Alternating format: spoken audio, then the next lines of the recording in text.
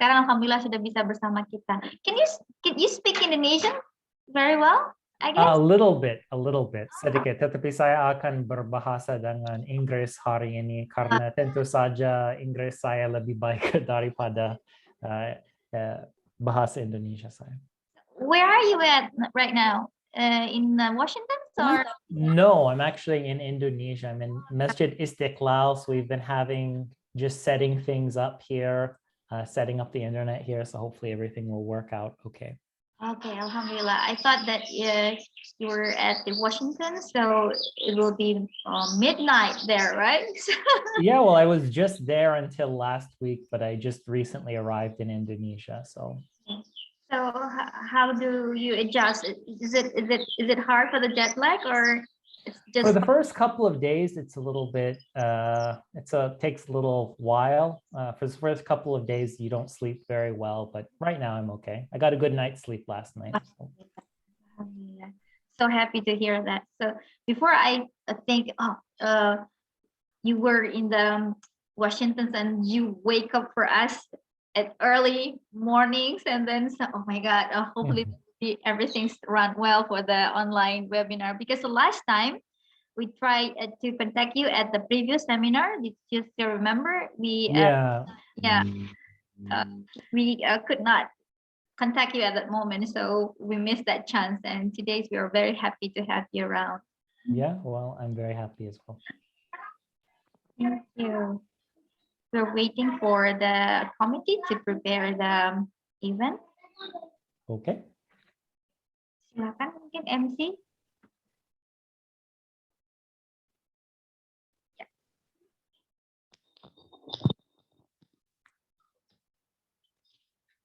We would like to inform all participants and that this event will commence immediately. Please turn on your camera, and during the event, all participants are expected to turn off the microphone. Sebentar, Kamila, perbaiki sound-nya, nak, diperbaiki dulu sound-nya, masih masalah sound-nya. Cek sound dulu sebentar.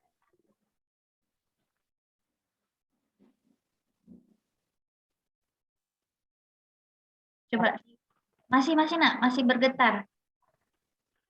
Coba diulang lagi. Mungkin ada yang salah itu dengan headsetnya. Coba, Kamila ngomong lagi. Check. Okay. Good. Okay. We would like to inform all participants and the committee that this event will be begun immediately. Please turn on your camera, and during the event, all participants are expected to turn off their microphone. Bismillahirrahmanirrahim. Assalamualaikum warahmatullahi wabarakatuh.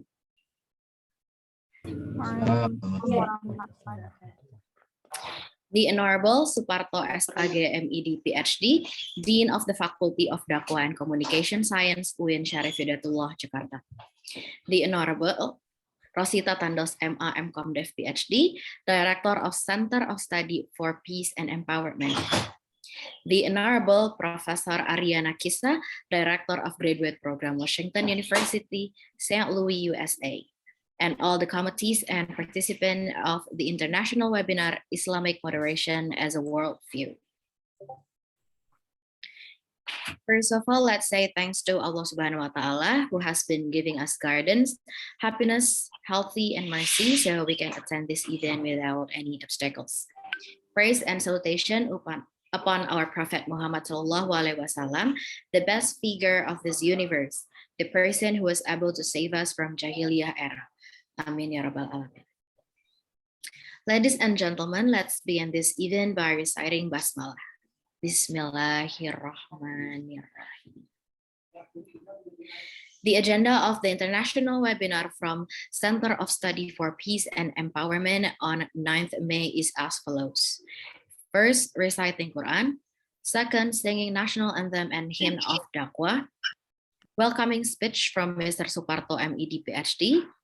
My lecture from Professor Aria Nakissa and Mrs. Rosita Tandos. Discussion panels, and the last is closing. First agenda is reciting the Holy Quran, who will be recited by Mukarrabin. The time is yours.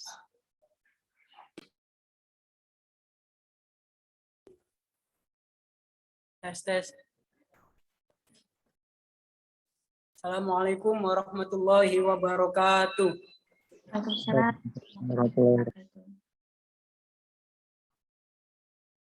A'udzu billahi minasy syaithanir rajim. Bismillahirrahmanirrahim. Ya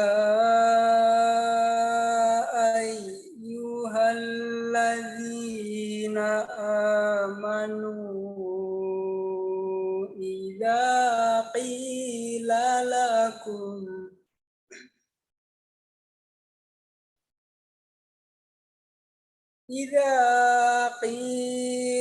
lakum tafassahu fil majalis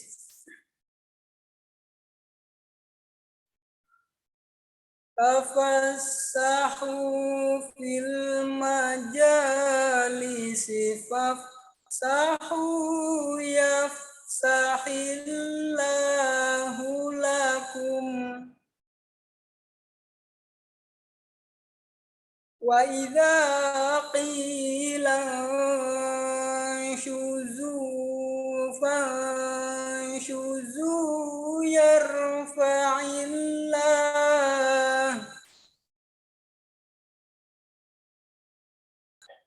yarfa'illahu alladhina amanu minkum walladzina utul ilma darajat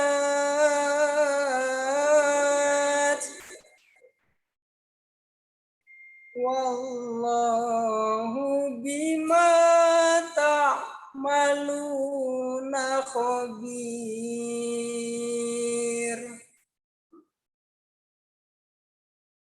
Ya ayyuhalladzina amanu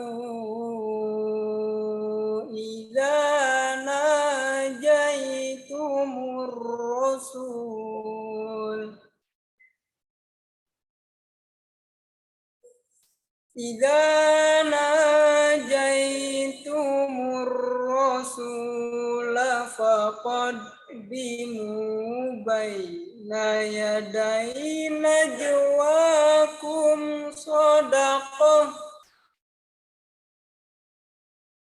dzalika khairul lakum wa athhar fa illam tajidu fa innallaha ghafurur rahim.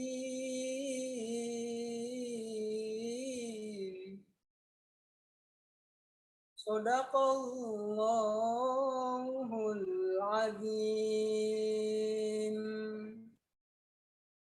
Wassalamualaikum warahmatullahi wabarakatuh. Waalaikumsalam warahmatullahi wabarakatuh. Thank you, Mukarrabin. May Allah guide us all. Move to the next agenda is singing national anthem and hymn of Dakwa, who will be led by Sabrina Zulfa. The time is yours.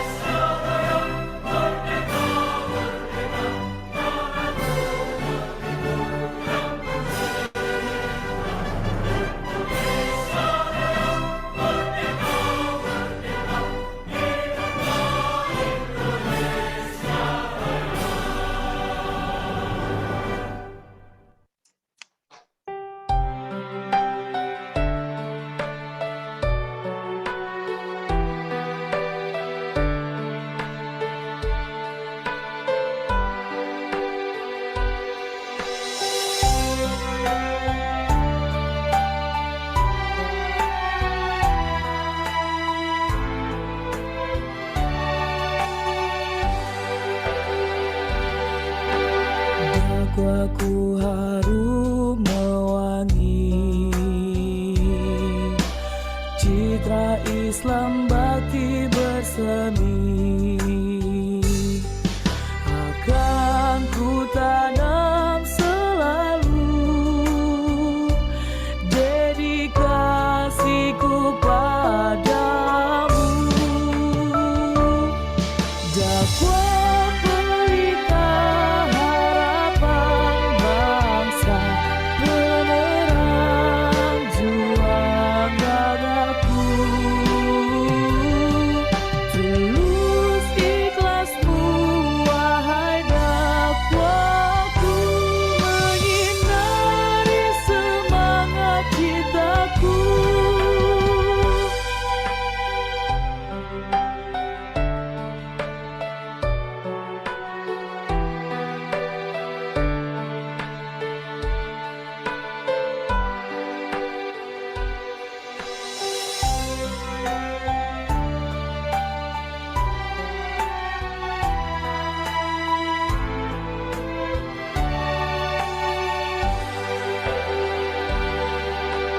Dakwaku harum mewangi, citra Islam bakti bersemi, akan ku tanam selalu dedikasiku padamu. Dakwa pelita harapan bangsa, penerang juang ragaku. Tulus ikhlasmu wahai dakwaku, menyinari semangat citaku, menyinari semangat citaku.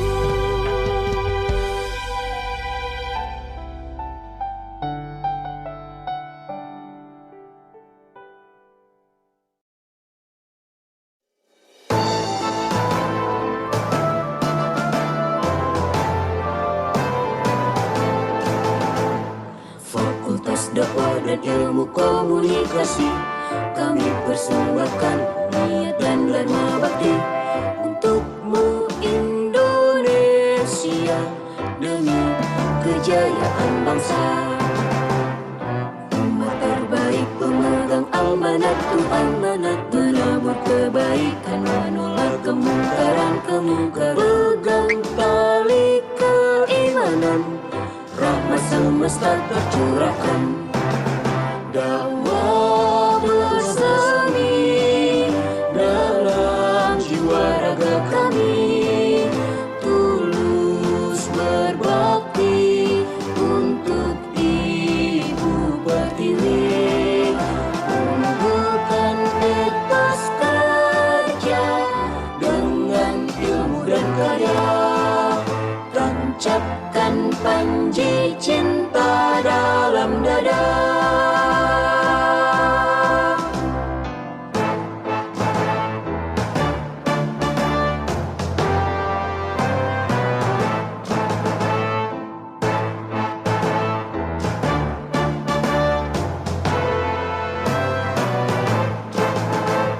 Negeri kaya raya berbineka, beragam suku tradisi dan agama, panjatkan dakwah santun dan komunikasi. Nusantara berpendar warna-warni, dakwah bersemi dalam jiwa raga kami, tulus berbakti untuk Ibu Pertiwi, unggulkan etos kerja dengan ilmu dan karya, tancapkan panji cinta dalam dada, tancapkan panji cinta dalam dada.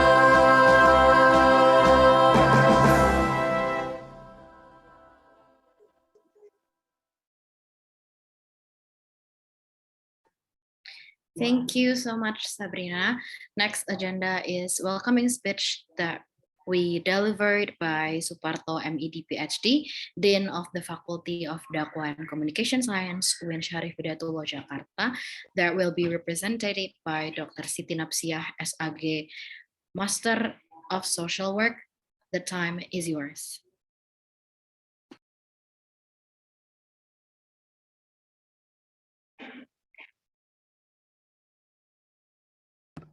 Okay.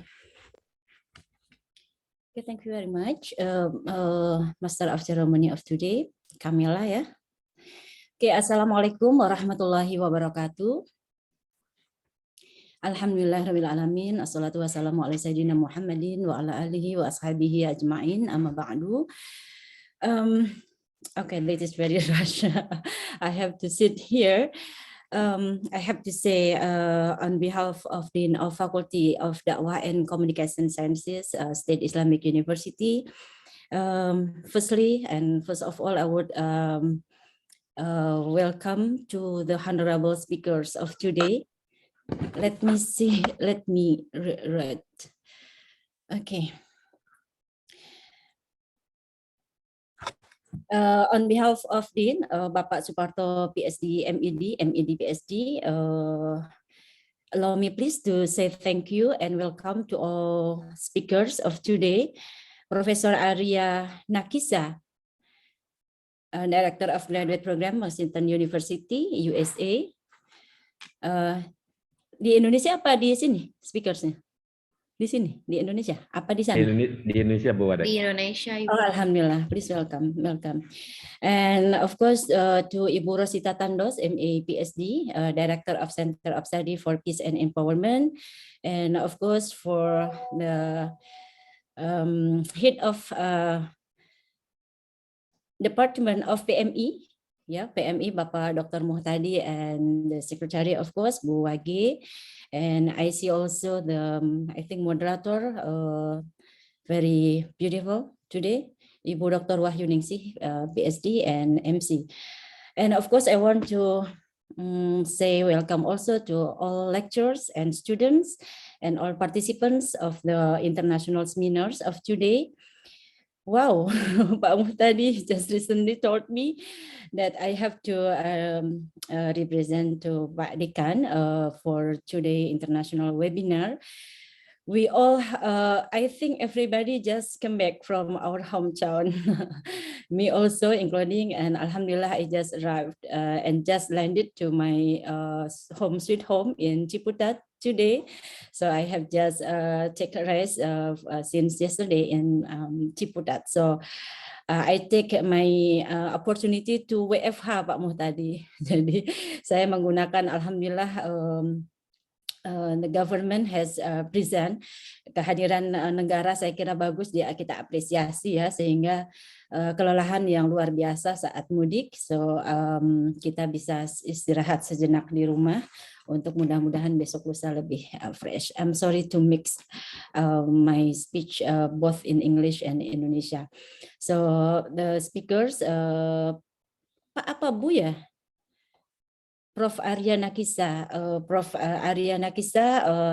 we have just sorry because today I think we have to clap our hand, I think, to PMI, to the Center for Peace, Center of Study for Peace and Empowerment. This is, I think, first day out after Mudik, to conduct this really wonderful event, such international seminar. So I really myself and on behalf of our dean really appreciate and thank you very much for the community for your effort to conduct this event.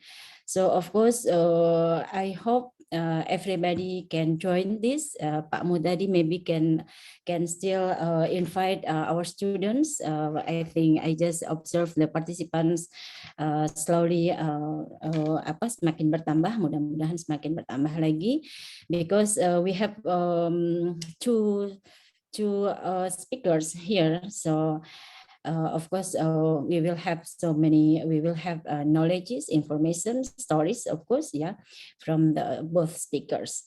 So I'm sorry for very rush, represent Pak Dekan.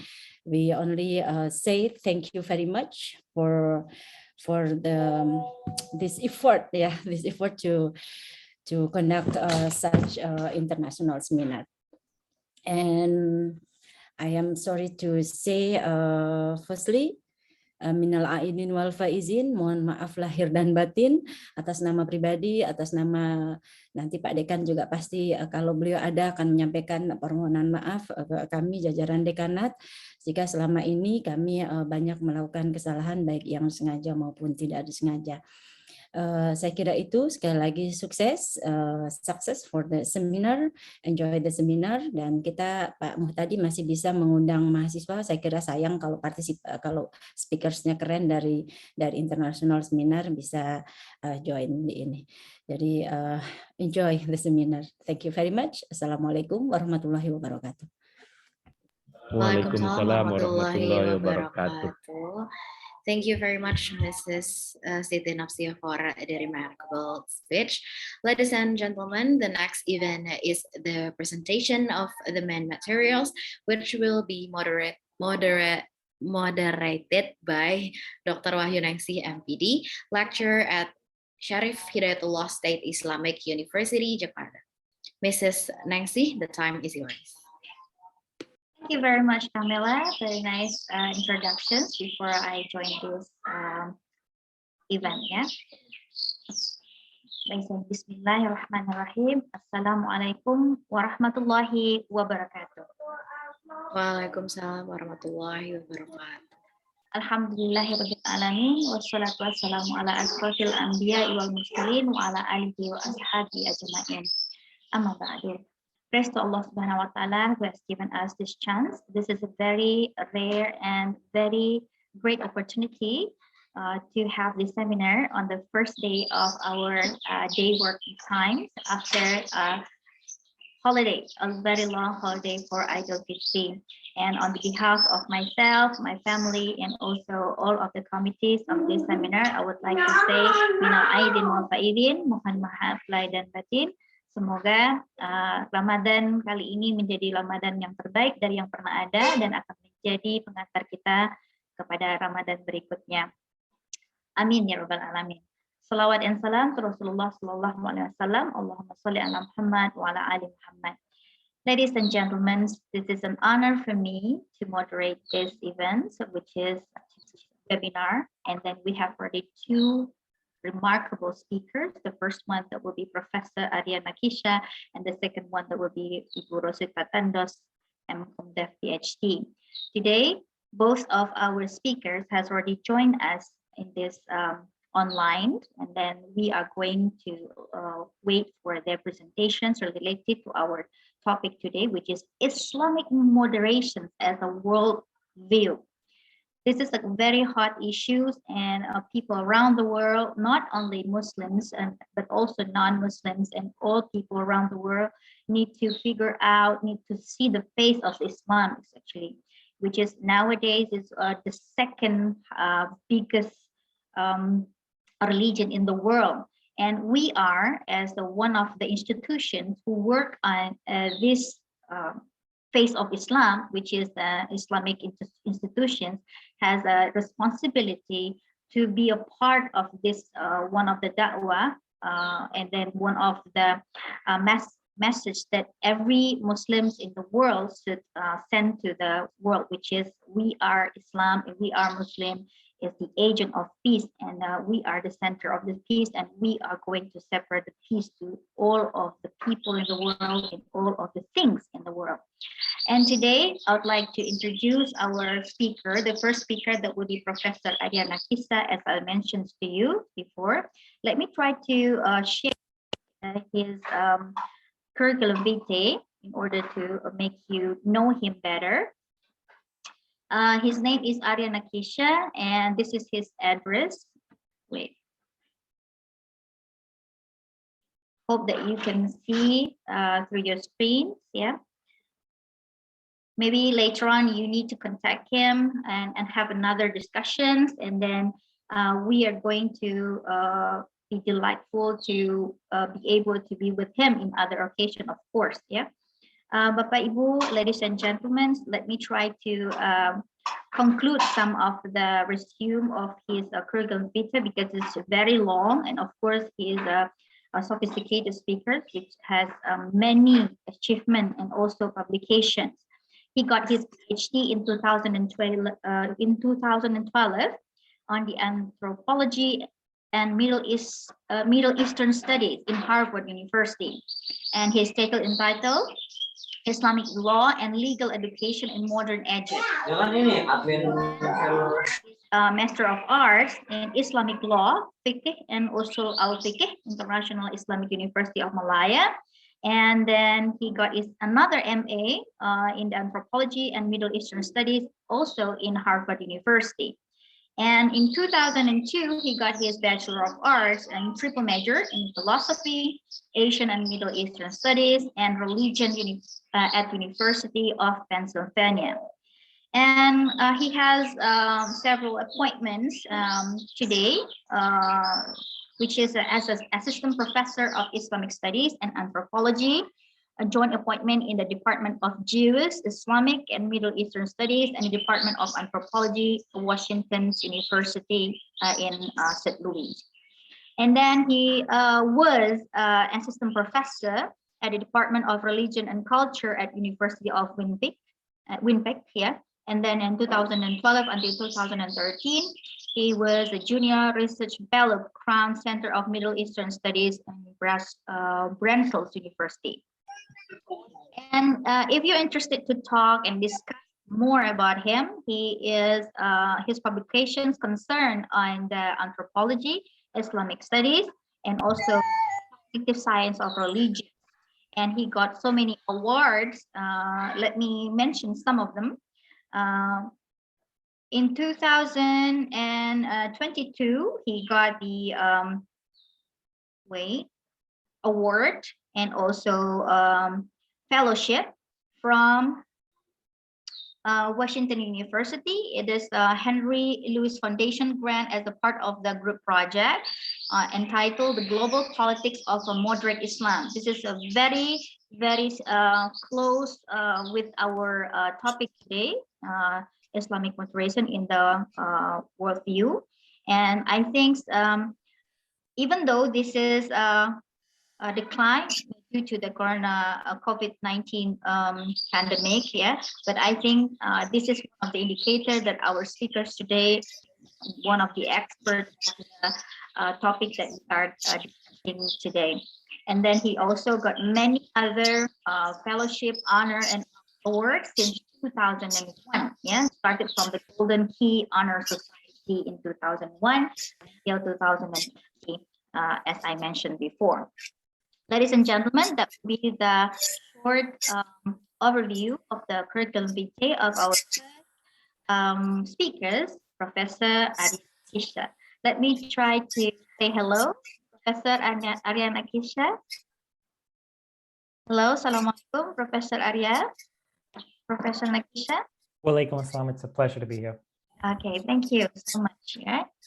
So, ladies and gentlemen, the second speakers of today's event that will be our very own Ibu Rosita Tandos, M.Ag, M.Comdev, Ph.D. Yeah. She is one of our lecturers and associate professor at the Islamic Community Development Department of the Faculty of Social Science and Communications. Yeah. And she also in many kinds of the field of knowledge, especially in the community development.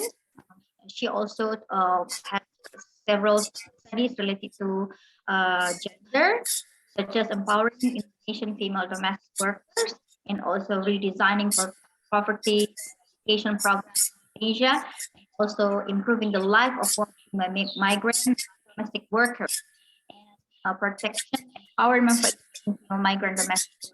So she is one of the social workers very famous to have a publication and also many kinds of the master's thesis related to the social workers empowering women in Indonesia.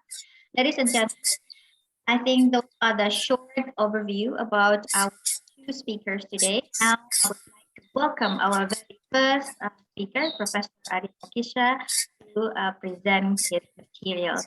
Professor Aria Nakissa, the time is yours. Okay, well, thank you very much for having me here. My understanding is that this is going to be a bit of an informal talk.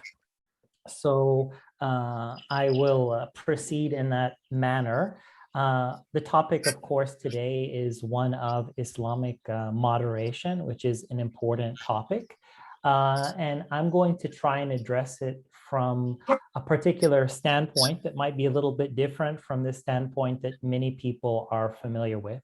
So sometimes when people will talk about the notion of Islamic moderation or moderate Islam, they will say, well, this idea is primarily from, let's say, the Islamic tradition itself. So maybe they will cite some verses from the Quran, maybe about a ummatan wasatan, maybe they will cite specific events in Islamic history. So for instance, they will talk about a particular group known as the Khawarij, which were known for being excessive in various behaviors. I don't want to deny that the notion of Islamic moderation has some basis in Islamic texts and in the pre-modern Islamic tradition. But if we look at this tradition, we're not going to find that it is a major topic. So for instance, if we look at tafsir of verses that talk about, ummatan wasata, or if we look at books on fiqh, or if we look at books on theology, they don't talk a lot about Islamic moderation. And that's because contemporary debates or discussions of Islamic moderation are something that emerge in the modern period, and they emerge in a particular context. And what I'd like to do with today's talk is clarify the complex context in which debates over Islamic moderation emerge. So one dimension that I want to focus on might be called the conceptual context. So in reality, when we talk about Islamic moderation, it's linked to kind of three important projects that characterize Muslim countries in the modern period, or Muslim societies in the modern period. When I say Muslim societies in the modern period, I basically mean Muslim societies over the past 200 years. So one project is Islamic reform. So notions of Islamic moderation are very much linked to the notion that traditional Islamic teaching should be reformed in particular ways. Another concept that is, or another project which is very much linked to the concept of Islamic moderation is that of human rights and development. So we often think of a moderate Islam as being a Islam which is consistent with international development and human rights. And then a third project, which is very much tied to debates over moderate Islam, is that of counterterrorism or counter-extremism. So when we discuss Islamic moderation, what I want to do is clarify some of this conceptual context. So how does Islamic moderation relate to a project of Islamic reform? How does it relate to human rights and international development? And also, how does it relate to counterterrorism? So that's going to be one topic that I address. A second contextual topic that I want to address is that of historical context. So when we talk about Islamic moderation, even though people don't necessarily use this term, concepts like Islamic moderation have really been with us for some time. So really over the past 200 years, different actors, different people, some Muslims, some non-Muslim, have discussed this notion of Islamic moderation. So it has a broader, so of course we can talk about Islamic moderation today. We can talk about it as a component of the war on terror that has really characterized global politics over the past 2 decades. But in reality, debates and discussions about Islamic moderation have a longer history that exists, that has been around for roughly 2 centuries. So I also want to talk about that historical context. And then the third context that I want to talk about is the global context, the contemporary global context of Islamic moderation today. So Islamic moderation isn't something that's just discussed in Indonesia. It's something which is discussed in the United States and in France and in India and China and Egypt. So all of these states discuss Islamic moderation, and all of them have a bit of a different, so there are some similarities in how they understand Islamic moderation, and there are also some differences in how they understand Islamic moderation. So for instance, in a French context, Islamic moderation might require that people don't wear veils in schools or in public, but that's not what Islamic moderation means in an Indonesian context.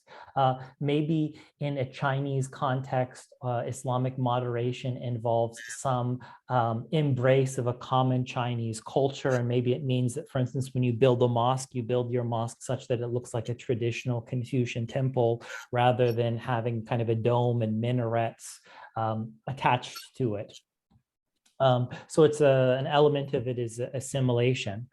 So that's something we also have to recognize, that in all these different countries, Islamic moderation today has different meanings. And all of these issues have been discussed by different scholars. So there's over the past couple of decades, there's a huge academic literature that Western scholars have developed on Islamic moderation and its linkage to various other projects, its longer history, the different forms that it takes today. And this broader scholarship is what I'm going to try and summarize briefly today. And hopefully that will give everyone a greater familiarity with this overall context, will enrich academic research on Islamic moderation as it's conducted by different scholars in Indonesia. Okay, so to begin, if we want to understand Islamic moderation, the notion of Islamic moderation is very closely related to efforts to bring international development and human rights to Muslim societies in the modern period. What do we mean when we're talking about international development and human rights? Well, international development and human rights, they have kind of a technological and economic aspect. So we'd say a developed society is one with a lot of scientific knowledge. It's one that has a lot higher levels of technology. It's one that has higher increasing levels of GDP and economic production. Those are all elements of a developed society. Another aspect of, and we would say that all of those things are things that change over time. So there's always the possibility of more and more development. So yeah, development is tied to scientific knowledge and technology and economic output, but over time, you're going to be able to produce more scientific knowledge and a higher level of economic output and more technologies that maybe you didn't have in the past. So development is kind of this ongoing dynamic project. So it has that economic and technological element, but development, as it's been understood in the modern period, also has a moral element to it. So development is associated with particular liberal norms, especially a respect for values of freedom, individual freedom, and a respect for values of equality. And the notion is that, well, the more developed your society is, a developed society is not simply a society which has higher levels of technology or which has higher levels of economic output and a GDP. A developed society is also characterized by particular legal norms and social norms that reflect ever increasing amounts of individual freedom and equality. So we would say that there are always new rights that give people more and more freedom. So for instance, over time, there are more children's rights or religious rights or women's rights or sexual rights. There are more rights. And you would also say that, well, over time, a developed society is always trying to restructure institutions so that they're more and more equal. So so it's about kind of combating discrimination over time. So when we talk and when we specifically talk about human rights as an element of international development, that's really what we're talking about. So human rights as an element of international development, you say international development isn't just about creating higher levels of scientific knowledge and technology. It's about increasing freedom and equality, and freedom and equality are elements of human rights law. So for instance, when you go ahead and have societies acknowledge a broader range of human rights, what it means is that their institutions, their legal systems are being structured such that they have more and more individual liberty and more equality. So basic notions of development and human rights in the modern period, they first emerged within Europe, especially in the 18th century.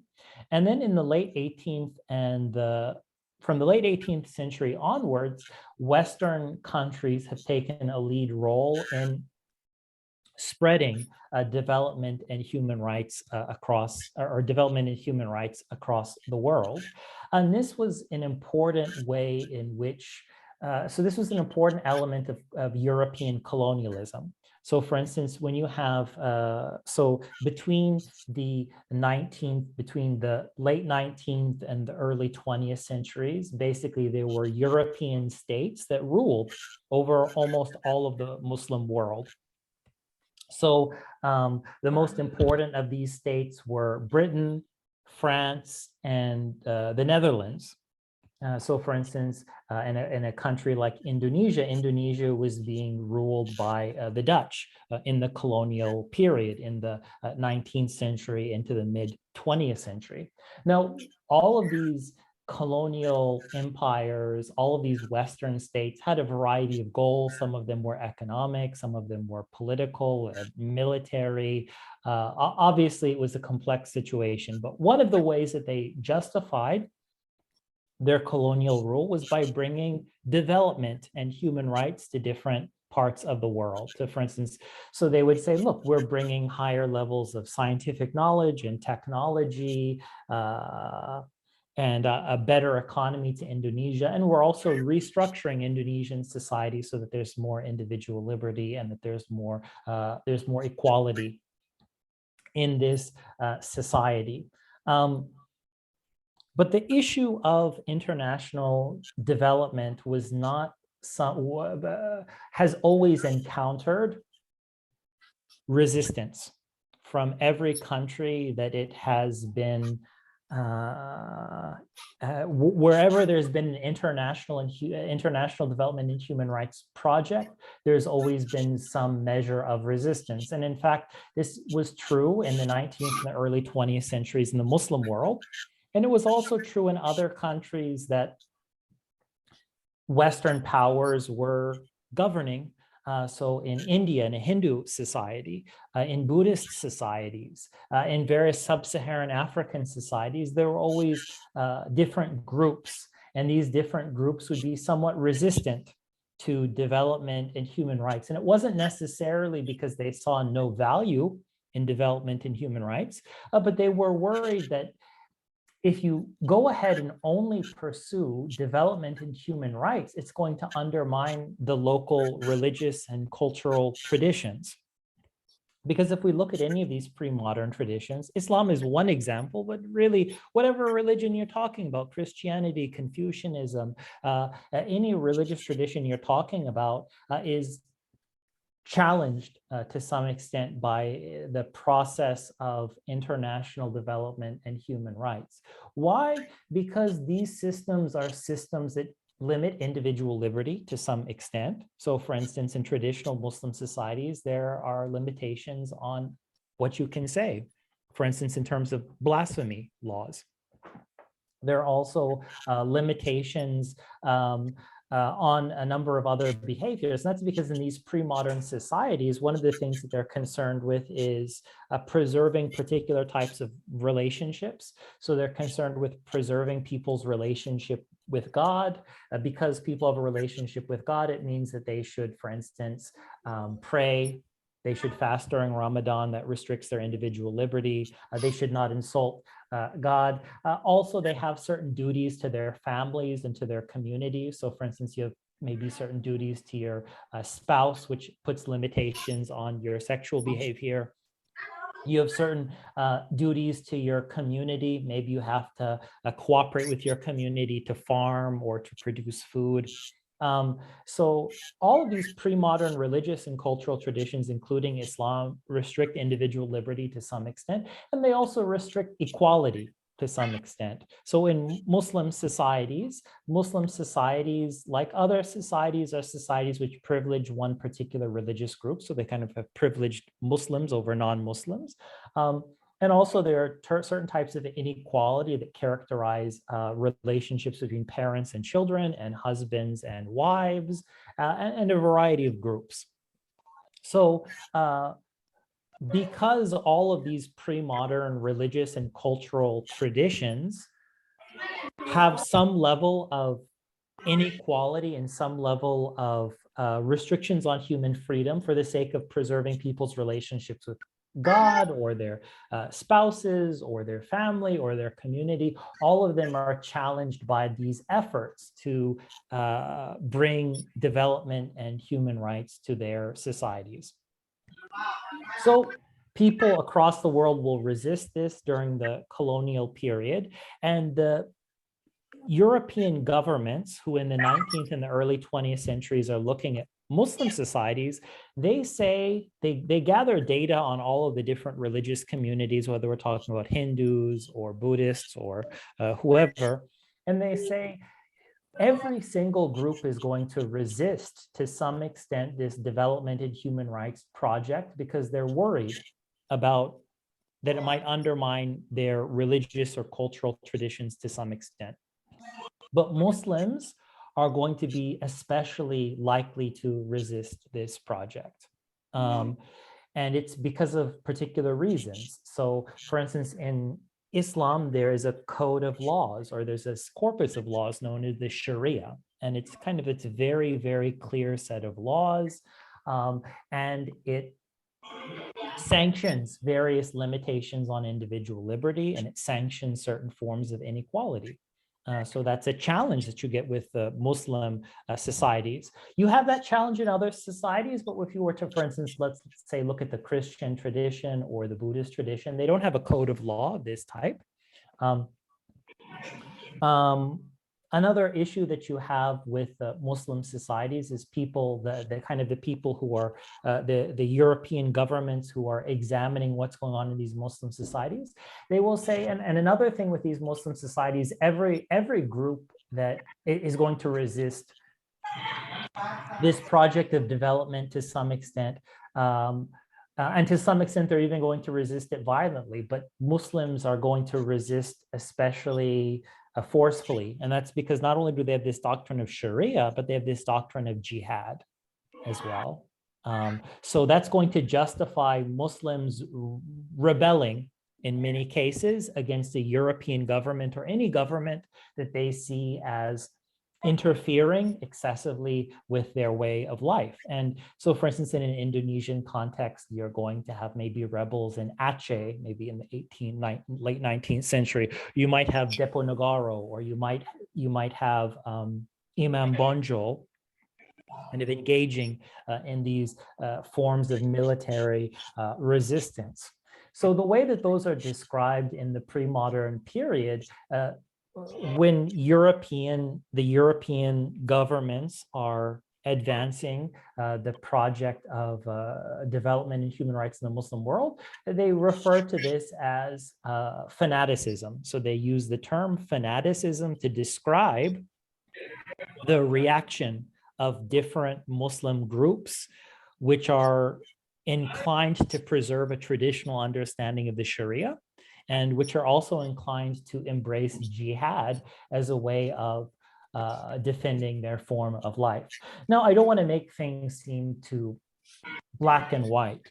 In reality, even in the 19th century, it wasn't just European colonial governments that were in favor of development in human rights. There were many actors in the Muslim world who saw that development, who believed that some measure of development in human rights were a good thing. It doesn't mean that they wanted to completely get rid of traditional religious norms or cultural norms, but what they wanted was they wanted to preserve some portion of their traditional religious and cultural norms, but they also wanted to accept human rights and development to some extent. And there were many movements that emerged in the latter half of the 20th century, the latter half of the 19th century, and the early portion of the 20th century for the sake.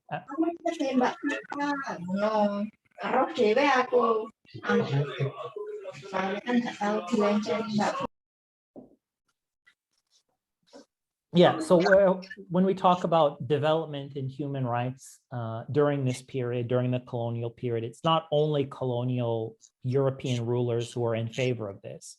There are many Muslim groups who are in favor of it. Some of these Muslim groups are completely secular. They don't have any problem with eliminating traditional religion or culture. But most Muslim groups are not like that. Most Muslim groups are interested in some kind of intermediate solution where they preserve certain elements of their religious and cultural tradition, but they also say development and human rights are an important thing. They're part of the modern world. They offer different types of benefits. And between the late 19th and the early 20th century, you get movements across the entire Muslim world that are interested in creating a new reformed version of Islam that on the one hand preserves some portion of the pre-modern Islamic tradition, but is also open to some measure of development in human rights. So we can talk about the Salafiyya movement in a place like Egypt, where you have, for instance, Muhammad Abdu or Rashid Rida. You could talk about the Aligarh movement in India in the late 19th and the early 20th century with figures like Syed Ahmed Khan and Syed Amir Ali. You could talk about the young Ottomans in Turkey. You could talk about the Kaum Muda in an Indonesian or in a kind of Indo-Malay context. So you have kind of all of these movements that emerge. And moreover, not only do you have these intellectual movements that are seeking to combine some measure of human rights and development with some measure of the Islamic tradition, you also have certain governments that are interested in this process as well. And some of these governments are pursuing this aggressively. So you have, for instance, in the 19th century of the Turkish government under the Ottomans, they in the mid 19th century, they pursue what are known as the Tanzimat reforms. And you also have Muhammad Ali and later Egyptian rulers also trying to pursue some kind of intermediate solution. You also, I would note, have some groups that are willing to pursue kind of a more aggressive secularism as well from within the Muslim world, where, yeah, they don't abolish the pre-modern religious and cultural traditions altogether, but they go pretty far towards marginalizing them. So an example would be Ataturk in Turkey.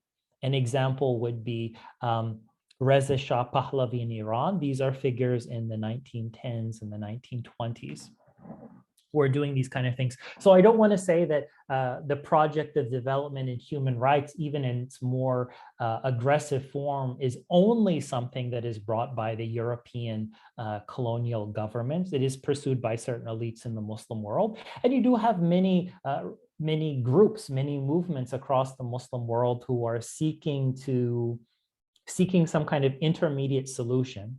And when we talk about religious moderation is really a reference to some of these reformed versions of Islam. So all of these groups that are saying we need to blend some portion of human rights and development with some portion of the pre-modern religious and cultural tradition, these are all processes of Islamic reform. But whenever you talk about a process of Islamic reform, there's always going to be debates in these societies because it's not clear how far those reforms should go. So you could imagine some people say, okay, we need to change certain rules that are connected to development and human rights. So for instance, maybe we should abolish slavery. Maybe we should abolish laws against blasphemy. Maybe we should do that. But in terms of, for instance, abolishing Islamic family law, like marriage, like divorce, like inheritance, that's not something we should do. So these are all kind of debates that will that occur. They begin to occur in the 19th century and the 20th century. Within these groups that are trying to reform Islam in the Muslim world, there are some that there are some which are more liberal. The more liberal groups want to preserve a smaller amount of the Islamic tradition, and they're more willing to embrace development and human rights across the board. You also have more conservative Islamic factions that want to preserve a larger portion of the pre-modern Islamic tradition, and which are more critical of adopting kind of human rights and development. But one of the things that happens during this period is that certain actors, especially certain members who, the European powers, and also certain governments that want to advance kind of the more liberal version of Islamic reform, use various methods to ensure that they are successful. And one of those methods includes what we would today call counter-extremism or counter-terrorism. So this begins to happen in the 19th century. So in the 19th century, you have, whether you're talking about certain Islamic governments, certain Muslim majority governments like Iran and Turkey, or certain European powers like the Dutch or the French or the British, they say that certain forms of expression need to be limited. So for instance, if you have certain groups that are putting out newspapers or that are establishing schools that teach kind of more conservative conservative versions of reformed Islam, these are considered to be too fanatic. So there needs to be special monitoring, and there also needs to be certain limitation on the dissemination of their ideas. So for instance, in the colonial period, there will be limitations on certain newspapers that are printed by Muslim groups, or at the very least, they'll be monitored. Also, there are limitations of certain schools. So for instance, if we're talking about colonial Indonesia, there are limitations on, the Dutch have laws where they say, look, if you're spreading, if you have a newspaper where you call for forms of Islam that are too conservative. So for instance, if you print a newspaper and it favors a more liberal version of reformed Islam, a more moderate version of Islam, okay, you can print it. But if you have a newspaper where you're printing something which seems to be too conservative, then there are going to be limitations on its circulation. Because if people start, because that is going to make people resistant to the modernization process or development in human rights, and it may even cause them to rebel against the government. Also in terms of schools, so they have, probably many of you are familiar with an individual named Christian Snukorgrania. So Christian Snukorgrania and other figures like him, they're also looking at different schools, and they say the curriculum of these schools also needs to change. Not to say that they can't teach a form of Islam or a reformed version of Islam, but it should be kind of a more liberal version of reformed Islam. So basically, they start describing all of the different forms of Islam. They basically put them into two categories. So those Muslims who are willing to accept more, who are willing to accept the larger amount of development and human rights without criticism, these are called the non-fanatic Muslims. And then those who are more restrictive, maybe they're willing to adopt some of this development and human rights, but they will draw particular lines. So maybe they will say, okay, we believe in abolishing slavery. We believe in abolishing the death penalty for blasphemy. But you know what? We still believe that there should be bans on, let's say, alcohol, for example. this kind of more restrictive attitude is described in the 19th century and the early 20th century as too fanatic. So basically, if you're too resistant to human rights and development, this attitude is described as fanaticism. So when we talk about counterterrorism in this period, in kind of the 19th century to the early 20th century, this basically, they speak about it as countering Islamic fanaticism. So the way that you counter Islamic fanaticism is you go ahead and make sure that you don't have associations, kind of fanatic Muslim associations form, and you kind of monitor what's being printed in newspapers, and you also monitor the curriculum in schools as a way of facilitating development. So this is the broader historical context. But even after the colonial period, these debates still continue. So if we look at Muslim societies today, they're pretty much the majority of the population would say some type of development or some amount of human rights people are positively inclined towards. But at the same time, there are debates over how far do we go? So maybe, for instance, today in Indonesia, people would say, okay, there are certain elements of human rights and international development which are a good thing. But maybe you have doubts about, let's say, LGBT rights, that's going to be a debated issue in society. Or one of the things that's happening right now in Western societies, kind of which are seen as the most developed societies, they will talk about legalizing all drugs. Like, for instance, legalizing things like cocaine and heroin.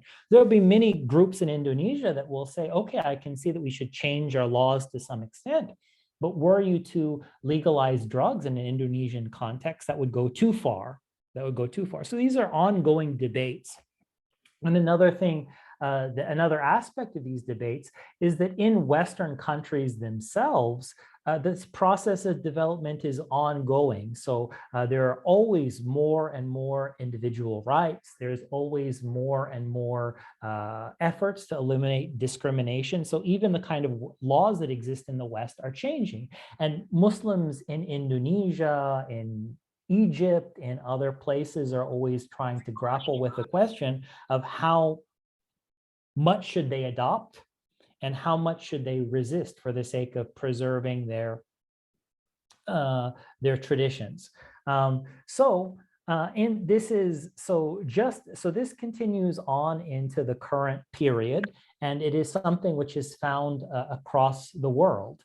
And so there's this ongoing process of Islamic reform that you get across the world, which is always people debating how much should we reform the Islamic tradition, how much of this international development and human rights should we accept, how much should we reject.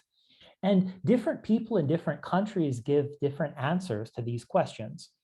So it's important to understand that in Egypt and in Indonesia and Pakistan, there are different views on these matters, and these matters change over time.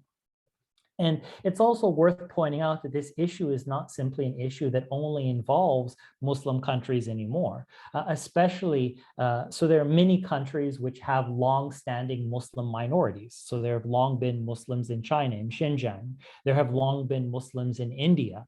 And especially in the latter half of the 20th century, there are lots of Muslim minorities in places like Canada, and places like France, in places like the UK. So in all of these countries as well, they are also concerned, they want to see the Muslim minority embrace a form of Islam which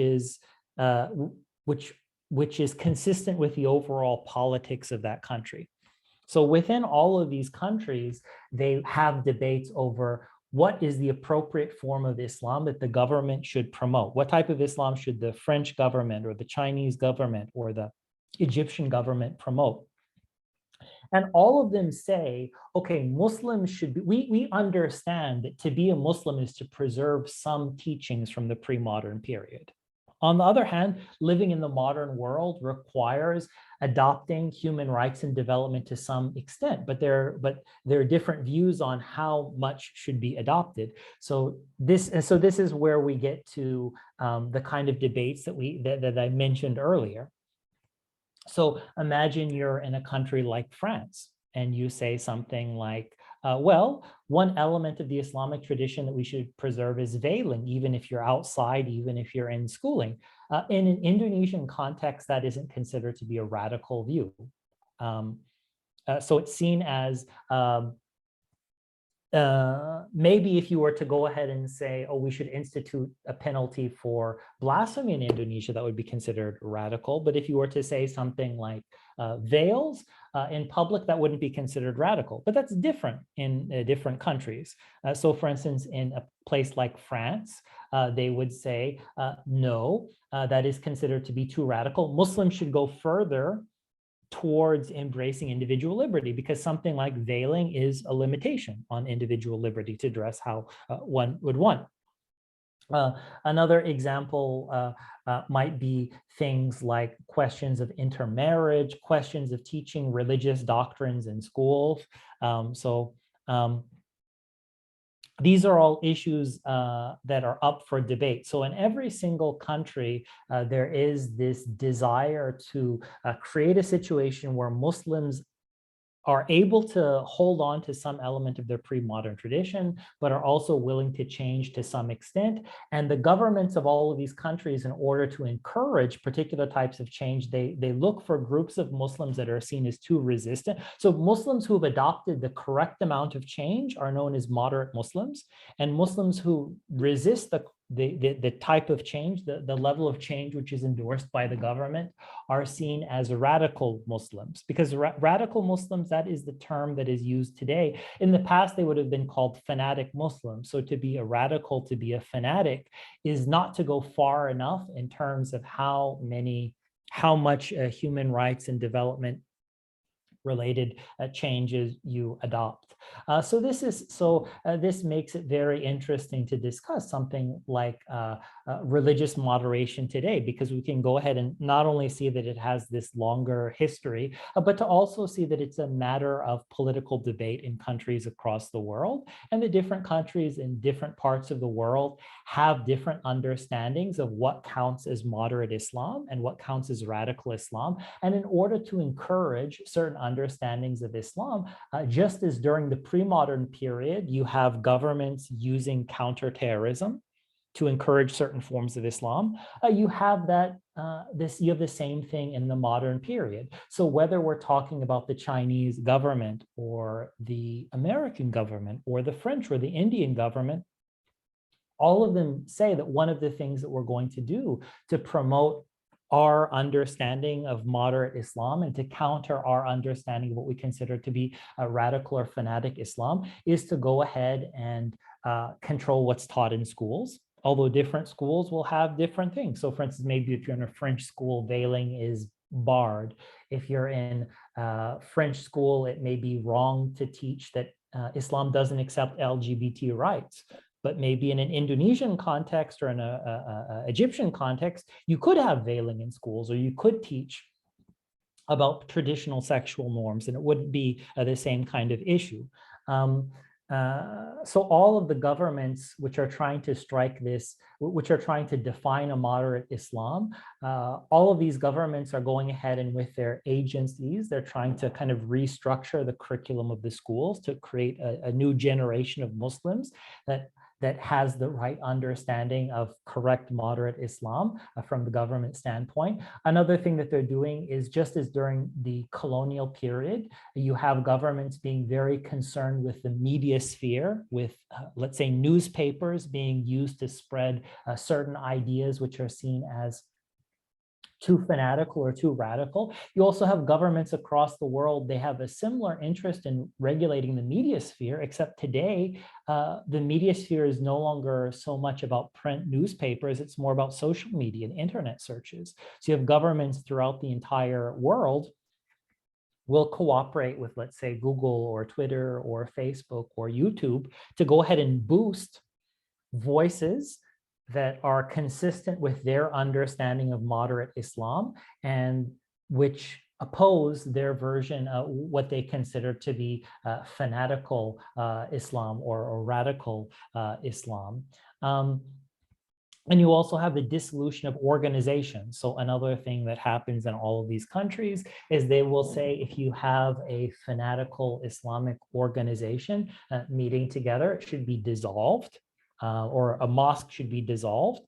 But if it is a moderate organization, if it teaches kind of moderate principles, it should be able to persist. So for instance, if you go to a country like Europe, like France, they will shut down mosques that are considered to be radical mosques, and they will go ahead and foster mosques that encourage the French version of moderate Islam. So, and this is one of the ways that we can see this is one of the things that reflects how every country has its own version of moderate Islam. We would say that the Chinese government endorses Islam with Chinese characteristics. There is people in America speak about American Islam. People in France speak about French Islam. People in Morocco speak about Moroccan Islam. People in Indonesia speak about Indonesian Islam. So I know that these are a lot of complex issues, and you might say, well, determining what moderate Islam is it's a complex issue. It's something that Muslims have been wrestling with over the contemporary period, and it involves issues of political power. It involves issues of debate, and this debate is resolved in different ways in different countries. This is a pretty complex issue, and I'd say yes, it is a very complex issue, and you need to embrace, or you need to grapple with that complexity in academic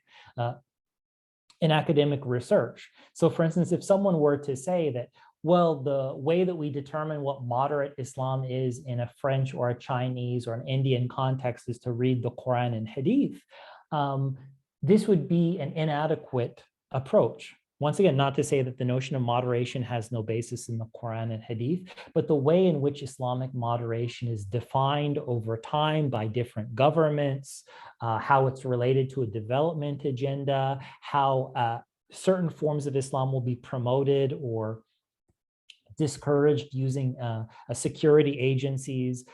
These are issues that you can't get simply from understanding or from reading traditional Islamic texts. You have to kind of situate everything in terms of a larger set of global politics that has characterized Muslim societies for the past 2 centuries. So I hope that makes some sense, and I will end on that note. Thank you, Professor Nakissa. I think I would like to give you a highlight related to what you have got with Islamic moderations here, ladies and gentlemen. So here, there will be a long history about these terms, and then started from the late 19th and even in 18th centuries, whether people brings Islamic moderations defined differently in every country, and also the value of the equality and also human right that brings different terms of the Islamic moderations in today's era, and also some of the point also lead the people to see the moderations of Islam into the counter of terrorism, the counter of the fanatism, and also the counter of the radicalism itself. And it is a kind of a very complex issues that we need to figure out, well, which one and how far that we're going to adopt and how far that we're going to persist in order to keep some of the values, keep the value of the Islam itself. And I think that will be the highlight of Professor Nakissa has already explained to us. And now, before we have the question and answer sessions, I would like to give the chance to our second speaker, which is Ibu Rosita Tandos, Ph.D., to give and deliver her materials. And then after that, we're going to have the question and answer session. And maybe we just have to have an informal discussion after that. Thank you, Professor Nakissa. Now, I'd like to invite to come to the screen Ibu Rosita Tandos, Ph.D., to deliver her materials in front of us. Ibu Rosita, time is yours. Oke, bismillahirrahmanirrahim. Assalamualaikum warahmatullahi wabarakatuh. Waalaikumsalam warahmatullahi. Suara saya jelas nggak, Mbak Ningsih? Jelas, Ibu, jelas. Yeah. Sorry because I have to use my cell phone. I just worry I don't my voice is not quite clear, but yeah, first of all, I would like to thank the Dean of Faculty of Dakwa and Communications. At this time, I was so happy and so honored to have Dr. Siti Nafsia as the first vice deans of Faculty of Dakwa and Communications. And then the second, of course, our great appreciations to Professor Aria Nakissa to give his time.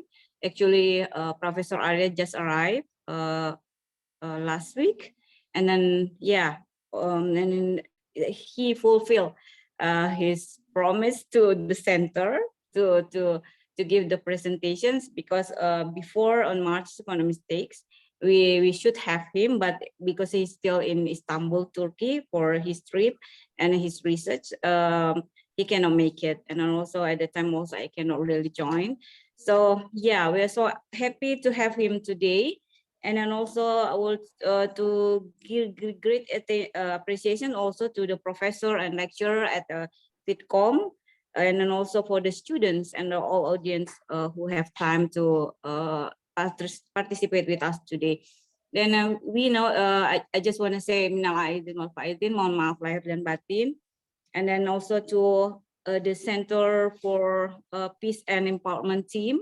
We have here the real director, actually, Dr. M.Pd, and then Dr. Tantan, and then all other friends that I can mention. So yes, you can see my background is in Istiqlal. I'm happy here today with also Professor Aria with me now, live from Istiqlal. Maybe my presentation is not really much elaborate more about the Islamic moderations as a worldview, but maybe I just want to inform what we've done so far under the center to raise the issue of Islamic moderations and empowerment. So let me introduce with the slightly describe about the center. The center is established during the COVID-19 age, if I'm not mistaken, the last 2 years ago. And then the idea is to bring the concept of empowerment into more local, national, international issue. Part of that is a peace, and then also counter radicalism and terrorism. And we have done so far so many program and activities actually through the COVID-19 age. We have like a series of a webinar we invite international and national speakers. From the first is from the Monash University, the director of GPS, Professor Jackie True, to give speech about gender, peace, and security. That's the things that also explained by Professor Aria about this issue about PCVA, preventing and countering violence extremism, cannot be separate from the issue of women rights as well.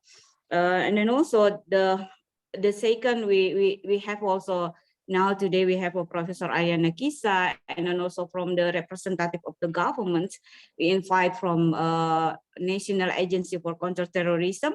We have the director from deradicalization, Professor Irfan Idris, and then also from Ministry of Religious Affairs, Professor Sahabuddin, that they also highlight specifically about peace building, conflict resolutions, then all parts they're already done by the Indonesian government so far to the issues, to these issues. So maybe I just want to add what I've done so far, and then the friends under another organization of Islamic Community Development Associations, that the organizations is consist of all study program for Islamic community development. That's now is about, if I'm not mistaken, it's about 50 across Indonesia. And then we develop a best practice to empower the community and then address especially issue like Islamic moderations, conflict resolution, and so forth, and so on. And then also we develop strategic steps to work on community level. Why I really highlighted to this point because we know that this community-based practice also used or apply in many countries. Maybe Professor Aria also, he already mentioned about some point about this, that in this approach also familiar in so many countries, like in who run PCVA policies and program, like in England, in Australia, and also in United States. They develop a community-based practice to countering radicalism and terrorism. And then we back to the notion of Islamic moderations. In Indonesia, we're very familiar and with the some of the terms we use here in Indonesia, like a moderasi beragama or religious moderations that become integrate or become quote unquote policy and progress by the government, especially Ministry of Religious Affairs. And then we know also the term like Islam berkemajuan dan Islam Nusantara. That's a very familiar then, and actually these notions is, if I can say, this is actually inherited in the Indonesian life. When I have a small survey that I already shared with in several of my presentations, that when we ask about their understanding, or they know about the term of Islamic moderations, people in the grassroots, especially women who work as migrant workers in overseas, they're not really familiar with the issue, with the term of moderasi Islam atau Islamic moderations. It's like not known by them, but when we break down into some statement that highlight the concept, then they really can explore their thoughts, and then they give positive and quote respond to the scale that we share with them. So they agree that respecting to diversities, tolerance, and interfaith dialogue in very good way. So Islamic moderation, I think, is another issue also, that when we try to understand about Islamic moderation, like also Professor Aria Nakissa say, that is more conceptualized, not just in people, but also especially to the government, because it is quite like a response to the conditions like radicalism, violent extremism, and terrorism. So that's like Professor Arian, actually he is my professor. He said that's the idea of Islamic moderation is come from these two issues, radicalism and violent extremism. That's why we need Islamic moderation there to address the issues, both issues. So then when it comes into practice, it will be more varied, right? It will more conceptualized. It's more practical, that people maybe in Indonesia will practice in different way, on different stressing point with what happened in Australia, for example. There is Muslim as minority, like in England as well, and in US, perhaps it would be different. And then the concept of moderations will address also different point, especially like what Professor Aria say, maybe in China, perhaps it has to address the issue of, like, for example, Muslim as minority, like in Xinjiang, for example. People, Muslim rights there will have to be heard, right? Because and then have to be built not just local or national communication, but also international. People have to be harus ada di sana, right? We cannot close our ears to the issue, because Islamic moderation not addressed specifically to the Muslim, but also to the non-Muslims, right? So that's the idea of human rights in community development perspective. That when we talk about human rights, we have to hear from those who are suffer most for the human rights. So that's the contextualized process of the moderation.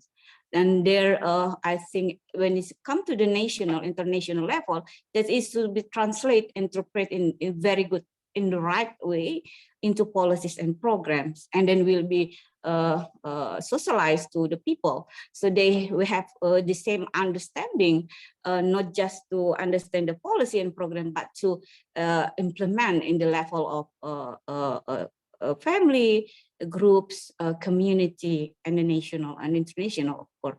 So yeah, so maybe another that I want to address also, the Center of Peace and Empowerment, Faculty of Dakwa and Communications, Syarif Hidayatullah University.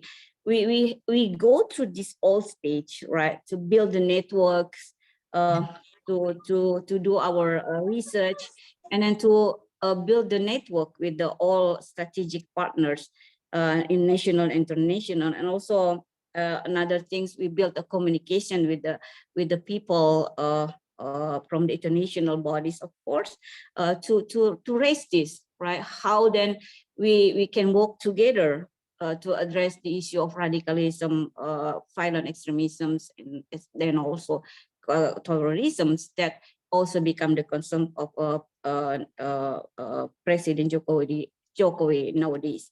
So yeah, so last but not least, to the community developments itself, we hope with such discussions next, we can develop the theories and the practice that more applied effectively and efficiently in the local level, national and international. So that's why we need more and more dialogue and work together, and then build our network for the future. I think that's my short presentations, and then I think all of us can give this the rest of the minutes to talk or to ask, to confirm what already Professor Aria and Nakissa, and I can add some more point if there's still some questions from my presentation. Thank you so much. Assalamualaikum. Ibu Rosita, for the very insightful explanation about what we actually in Indonesia divine these kinds of notions. Maybe Professor Nakissa will also can see and also can understand so far about how Indonesian defines this Islamic moderation so far. Ladies and gentlemen, that will be two insightful presentation from both of the speakers today related to Islamic moderations. And then I would like to invite everybody in this in this occasions to have a direct response questions related to these issues. And there is someone who has already raised a hand here. That will be Ibu Nani.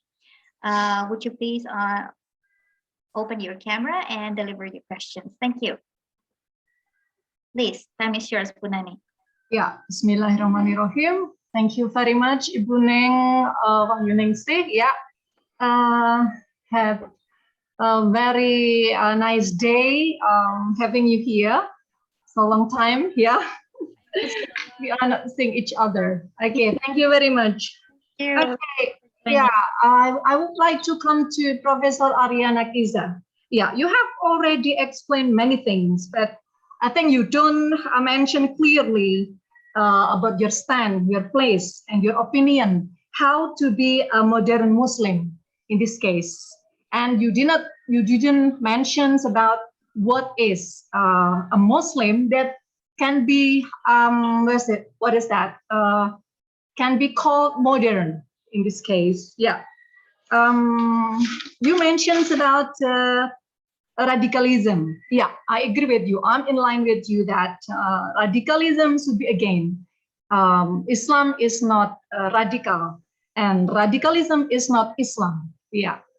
But you also mentioned about fanatic. I don't know exactly what is fanatic in this case. Yeah. Do you think that someone who commit sunnah and practice Al-Quran and Hadith also will be become a group of fanatic Muslim or something like that? Okay, so based on your opinions, where could Muslim who commit practice Quran and Hadith should be put in Islamic modern. And then I just want to hear your opinion about that. Yeah. Well, Please, Professor. it's a great question, and you're very much correct that I have not defined what the appropriate position is to take with respect to what is the appropriate standard with respect to what counts as a moderate Muslim or what counts as a radical or a fanatic Muslim. But when I mentioned fanaticism, this is just a term that was used for what we today call radicalism during the 19th and the early 20th centuries.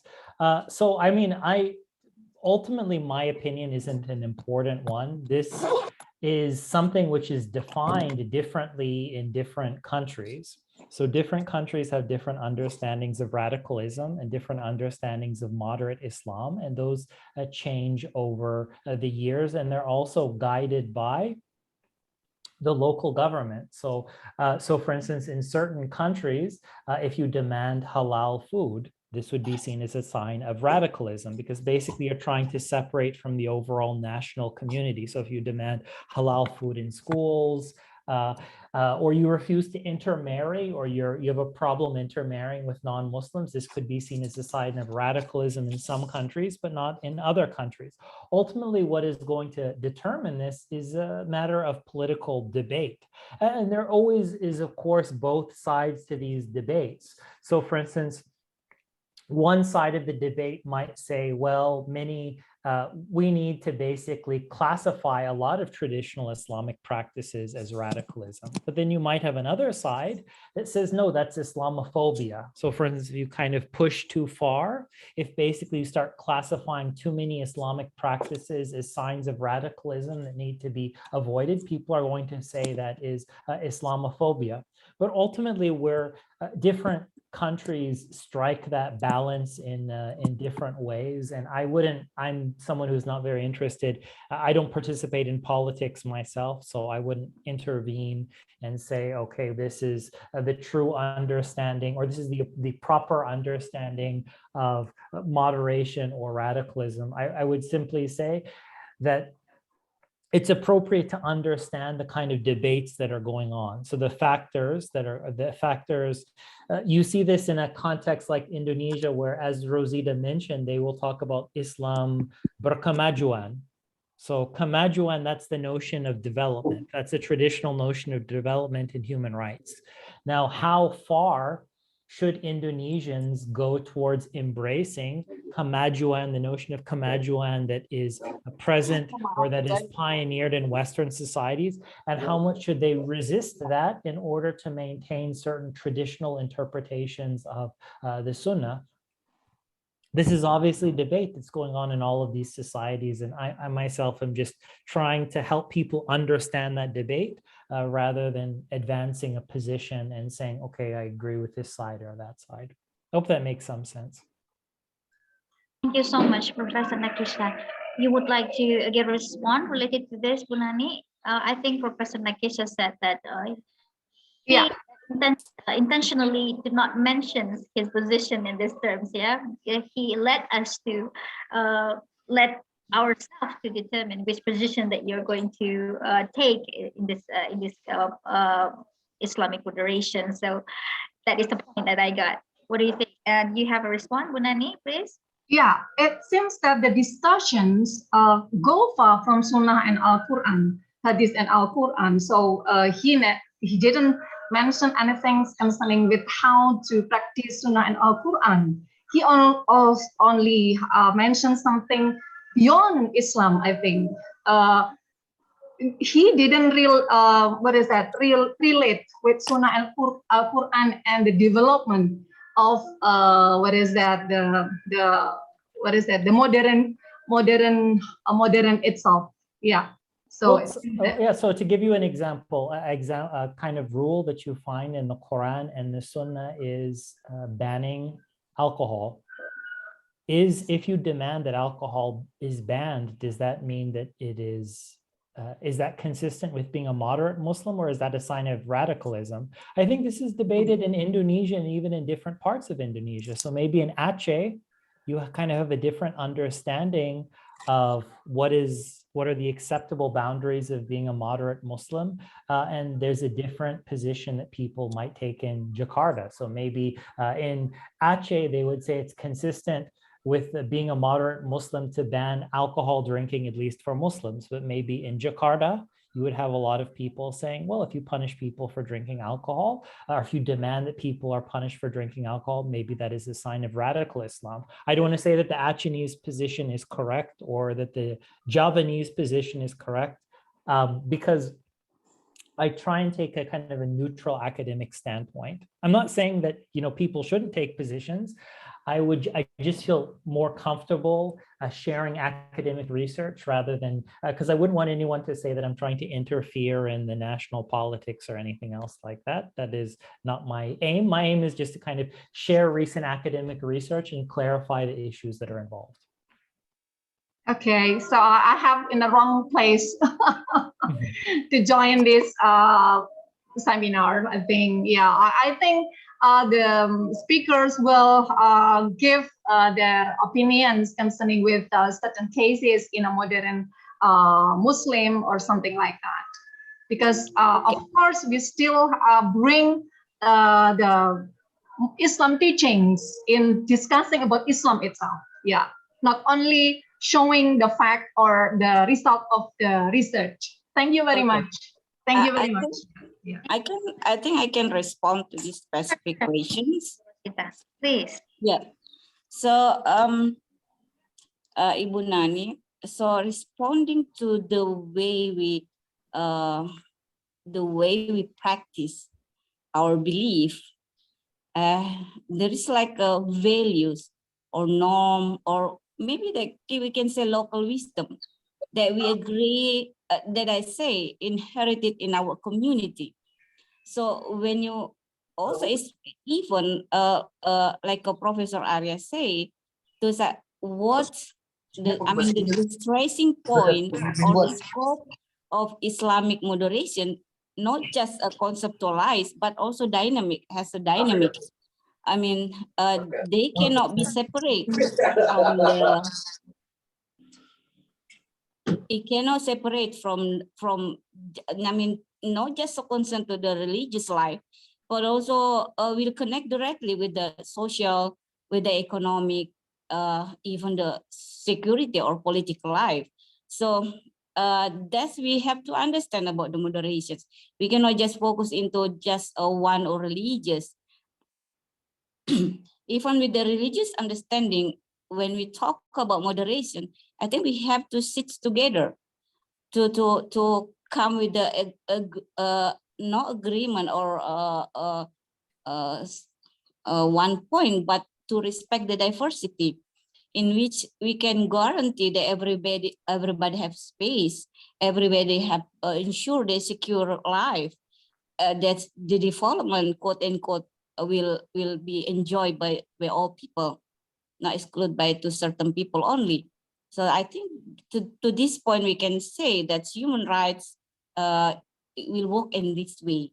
So yeah, modernity as well, because when we talk about development, we can separate also with the modernizations, right? So I think I hope it can answer your questions. Thank you. Thank you very much, Ibu Rosita. Well, that will be the response of the questions addressed by Ibu Nani previously. She is a lecturer of English department at the Polytechnic of Jember. And now we have lots of questions here to address to Professor Nakissa, which is already stated in the column of the chat box. Let me try to read the first questions addressed by Ibu Elda Mulyani. She asked about what Muslim intellectuals and scholars, I think this is also related to my own questions, reactions to the United Nations resolutions of anti-Islamophobia and US responses to the resolutions. What are the implications for the global policies, particularly in Indonesia, based on your point of view, Professor? So as a scholar, of course. Thank you. Professor, time is yours. I mean, the issue of Islamophobia is a very interesting one, and it is the debate about Islamophobia is very much connected to the debate of Islamic moderation, because when you talk about how society is having this debate where there are these different understandings of what is moderate Islam and what counts as radical Islam, and different people want to draw the line in different places, you will have a tendency of some groups which want to really embrace development in human rights in their most recent forms, maybe being very aggressive in saying that groups which adhere to traditional norms are radicals and fanatics. And that can lead to a situation where you talk about many people in society as radicals and fanatics. And one of the things that generates is a response, both that is relevant to Muslim majority countries and also Muslim minorities, where people will say there needs to be some room for traditional practices. And if you go ahead and call every traditional practice a sign of radicalism, that's considered Islamophobia.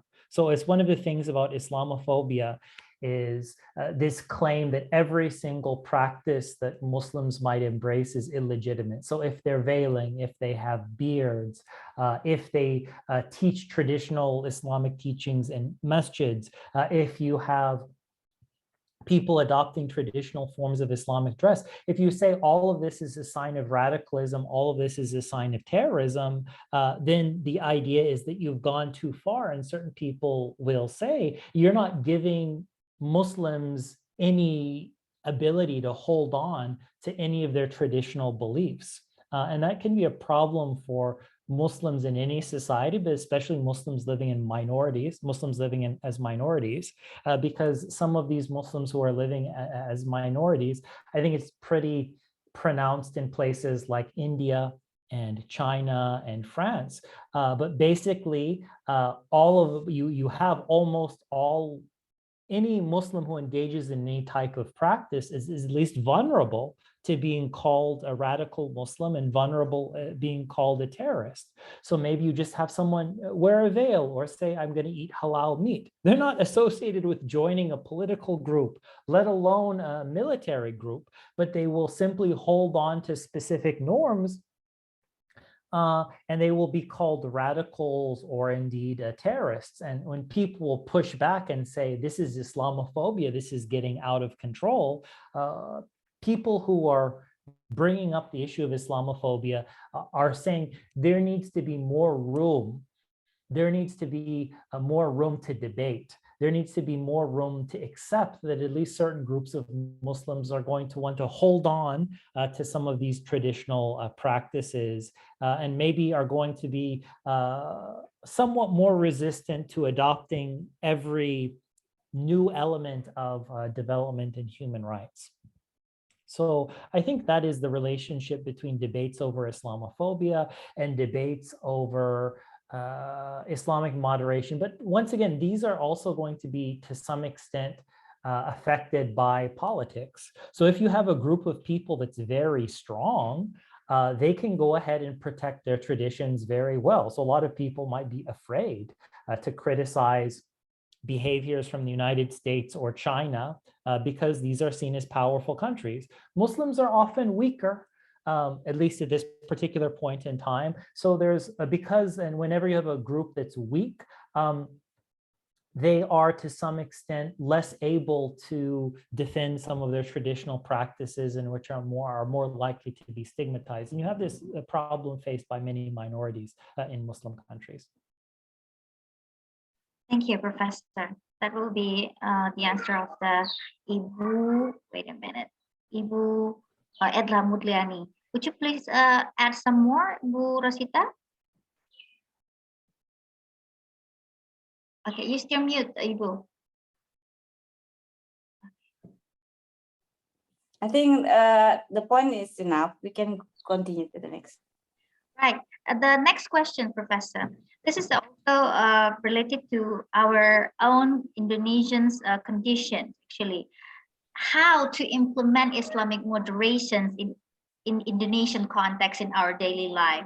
Meanwhile, Indonesia has many sections of Islam, such as, let's say, Islamic organizations, which influence so much to the peoples of Indonesia, such as Nahdlatul Ulama. Maybe you have already heard about this, and Muhammadiyah, Persis, Al-Wasilah, Matlalul Anwar, and many others.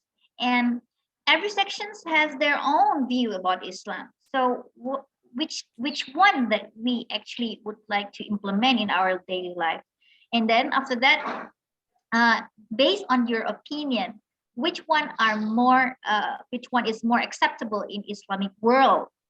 Because you are someone who work in internationals in America, and you work your research in over the countries, not only in America, but also in Southeast Asia, Eastern Asia, and other places in the world. And what do you think? Which one is more acceptable in Islamic world itself, using the terminology of Islamic moderations and religious moderation itself?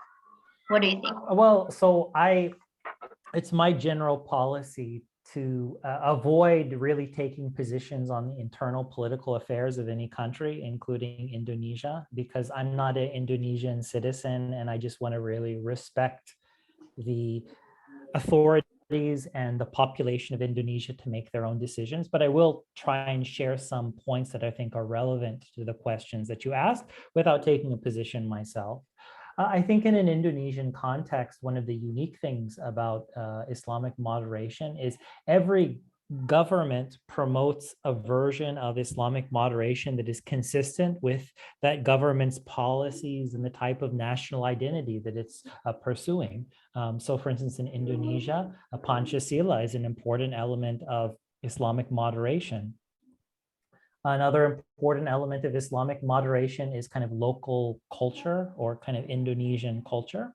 So for instance, in Indonesian context, in order to be a moderate Muslim, if you were to say something like, I don't accept wayang, I don't want to wear a batik, I want to wear maybe a thobe instead. This would raise questions about, are you really a moderate Muslim?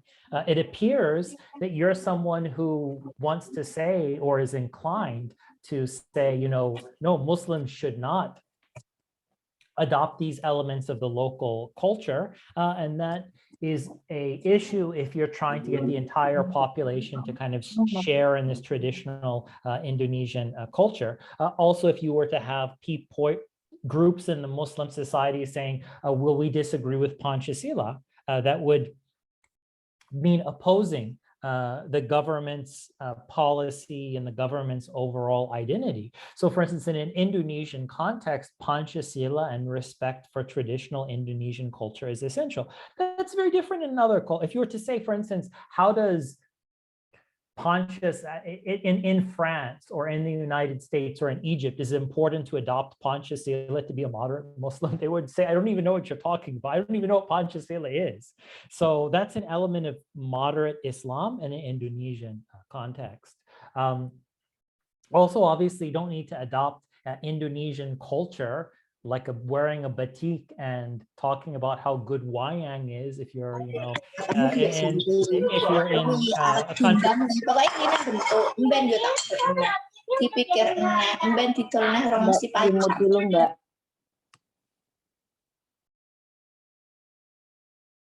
Sorry.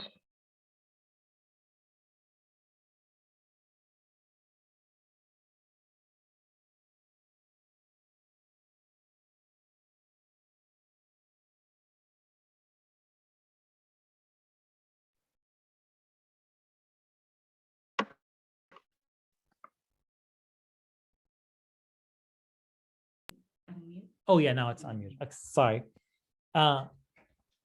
Within any country, the government is always going to play a role in defining the boundaries of Islamic moderation, and they're going to define it in a way that reflects their national goals and their national identity. That's not unique to Indonesia. That's literally every country, whether it's France or the United States or Egypt or Morocco or any other country. Now, with respect to the other issue of what elements of Islamic moderation are being developed in Indonesia and might be accepted in other countries, well, probably the respect for Indonesian culture and Pancasila is not going to be very easy to export, because that reflects the specific history and the politics of Indonesia. So that element of Islamic moderation or discourse on Islamic moderation in Indonesia is probably going to be less relevant to other countries. One of the things that might be more relevant to other countries is one element of Islamic moderation or debates over Islamic moderation, as Islamic moderation is really tied to, or historical discourse on Islamic moderation are really tied to the notion of equality and freedom. So the notion, a lot of people who are talking about equality and freedom, they mean equality between different religious groups. They mean they mean the freedom of different peoples to express their opinions. And Indonesia has gone further in this direction than many other Muslim countries. So I think many other Muslim countries that are considering embracing to a greater extent these norms of freedom and equality, kind of embracing development in human rights to a greater extent, will be interested in the model that Indonesia offers. So do you think that every single types of the organizations that followed by many of Indonesians, such as Muhammadiyah, Nahdlatul Ulama, and others, will be accepted in the terms of the Islamic communities? Let's say people from the eastern part of the Asia, such as Saudi Arabia or other Muslim countries. I would say it depends on who's ruling the country. So for instance, traditionally in Saudi Arabia, no. But now that you have a new ruler who's trying to modernize the country and adopt more to a greater extent development in human rights as a project, I would say now under this new government, probably they're going to be more receptive. But I mean, whenever one talks about pursuing kind of a version of Islam that incorporates to a greater degree development in human rights, it's always a bit of a balance. There's always a kind of tension there, because to the extent that you adopt development and human rights, this is going to win support from the other countries in the world that have adopted development and human rights to a great extent. On the other hand, you're always going to have to face criticisms, and Indonesia does face criticisms of this type sometimes, that you've maybe adopted too much of it. How much of the Islamic tradition is going to remain? Don't we need to think about the possibility that countries that adopt development in human rights and those are their only goals, doesn't this lead to a process of secularization? And is that something that all Muslim countries want to embrace? So those are the kind of probably groups that are more afraid of this issue and more afraid of secularization, might be less or might have more opposition to embracing some of the more liberal understandings of Islamic moderation that have come out of Indonesia in recent years. Okay, thank you, Professor Aria. I'll give the chance for Ibu Rosita later on after the last question that I would like to deliver, and maybe you will conclude this because we have running out of the times. And this is from Ibu Bintan. This is one of our own, the lecturer of our faculty. She asked about, referring to our statement that every government in various countries needs to promote moderate Islam according to the context of their own society. As you mentioned before, people in France has a different definition, people in Indonesia and people in America has a different definition of the Islamic moderation itself. What do you think about the dominant discourse that are developing in Indonesian society about moderate Islam? That's the first question. And the second, still from, there are variety of Islamic moderations narratives in the online space, let's say social media. It appears that each group has different interpretation and definition of it. Not only countries, but also groups, Professor. And in some conditions, it makes conflict, of course. And there is a high resistance to this idea, and it tends to lead the sharper polarization of the various religious groups in the society. This is the risk of this kind of the debate. Yeah? In what way should the government promote modern Islam in Indonesian society, based on your opinion, Ibu Rosita, and also Professor Aria Nakissa? I mean, I will try and answer this. So once again, I don't want to recommend anything to any political actor in Indonesia because it's not my business to do so. But I would say that the kind of trend, what you see across the world is actually, I would argue, kind of two different trends. So within Western countries, there's more and more emphasis on human rights and development and less emphasis on traditions, kind of cultural and religious traditions. But that's not the case in all parts of the world. So for instance, in India, in Israel, in China, people are striking a different balance. So they're on the one hand embracing development in human rights to some extent, but there have been kind of nationalist movements in many of these countries to say that, you know, we need to put more emphasis on preserving our religious or cultural or ethnic traditions.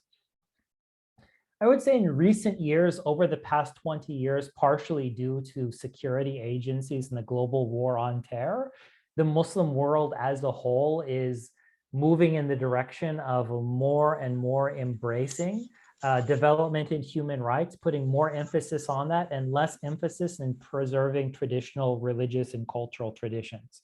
But one of the things that one might ask is, could Muslim countries start becoming more like India or Israel or China, especially when the US, if the US becomes a weaker country?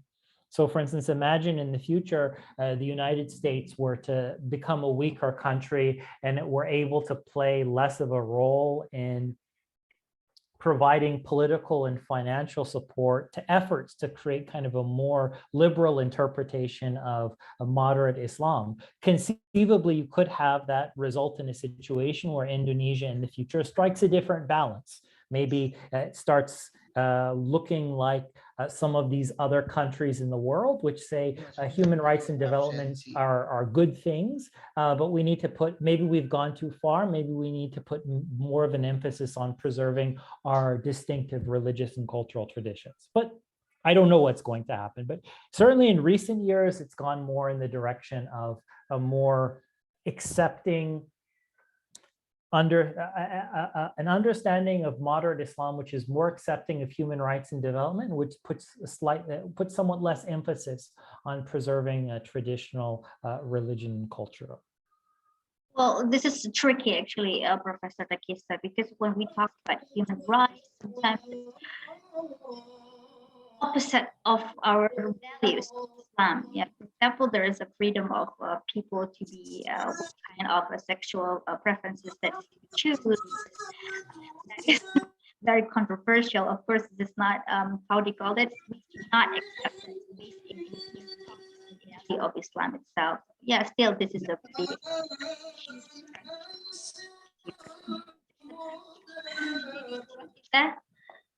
Yeah. Sorry, because there's like a back sounds from this is the voice of Istiqlal actually. Okay. Maybe I just can address two main points. I don't know to respond to the questions, but this is what I want to really say through this webinar. That's why the role of academicians has to be more improved for the future. Why? Because we are the one or the groups that really study and research comprehensively about a concept, about the implementations of concept throughout the policy and programs related to Islamic moderations. So I encourage to all my friends, colleagues that not just throughout the center, but also to our work together to focus on how to enhance and develop more peaceful and empowered condition and situation throughout community.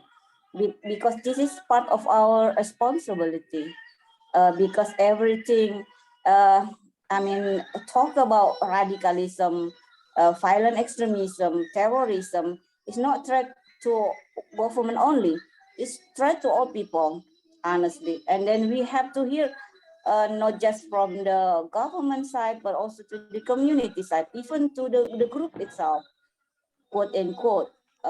So then we hope sometimes people become discriminate or isolated, subordinated, because they they they tend to listen to one source only. I mean, they cannot access information, or even they cannot get the opportunity the same with the others.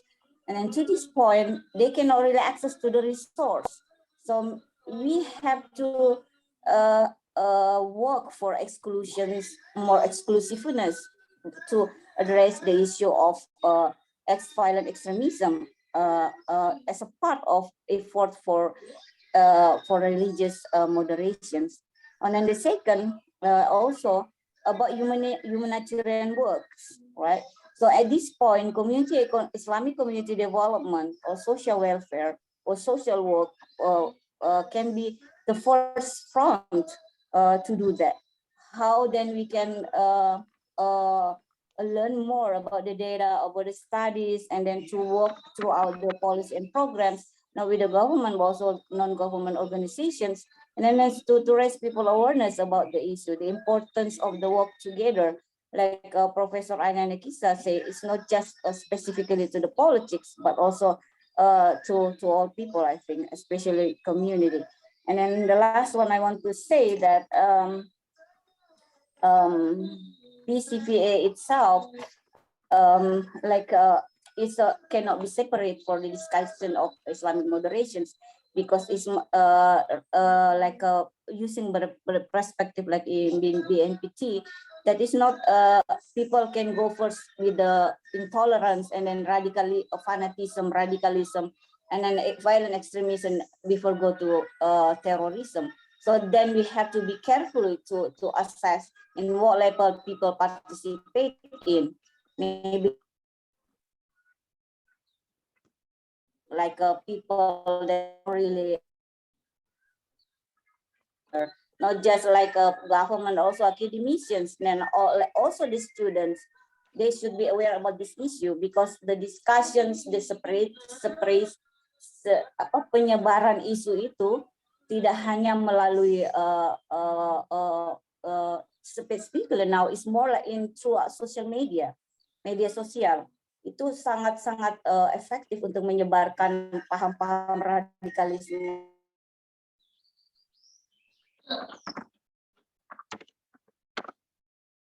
Community development. So this become our roles, our responsibility for the future, for now and the future. So that's all I think from me. Thank you. Yeah, I would also add one thing, because I didn't get to answer part of a question that was asked to me earlier, but it's related to this point that Rosita has made about social media.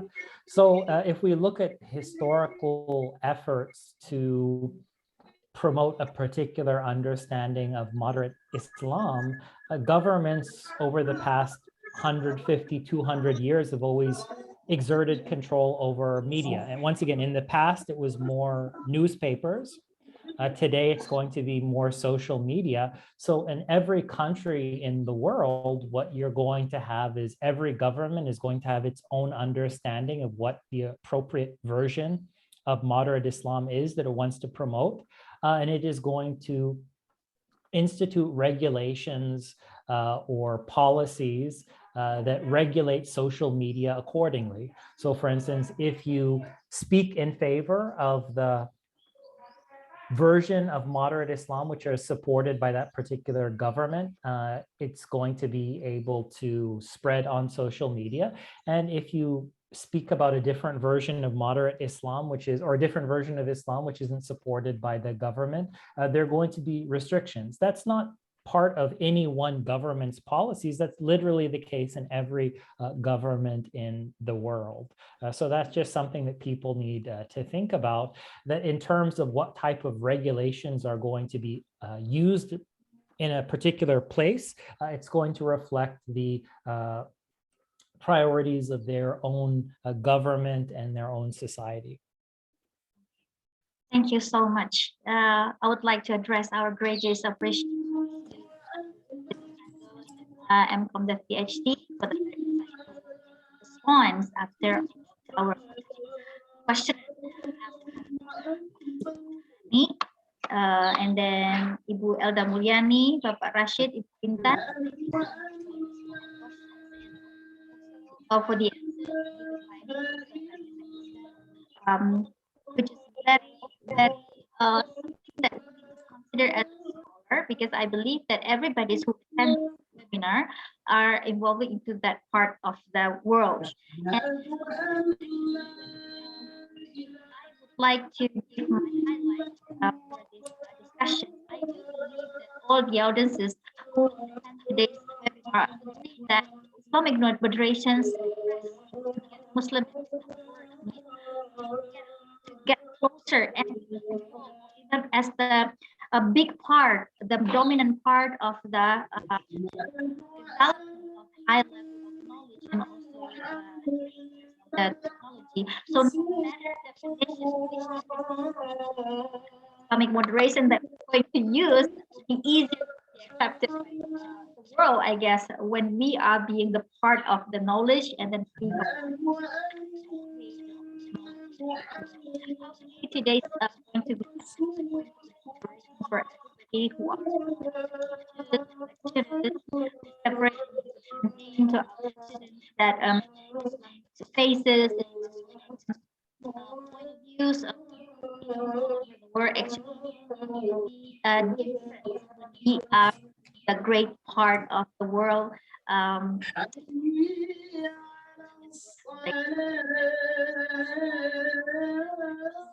Is I'm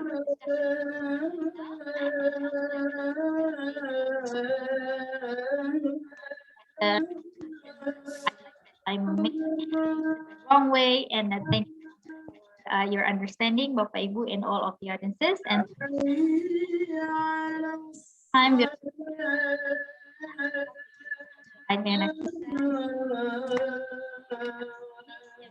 at the campus.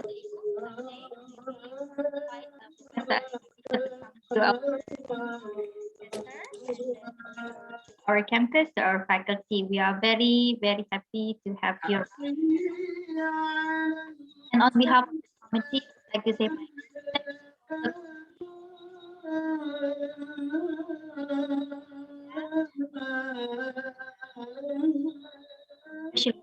first, and Ibu Rosita Tandos MA M.Prof.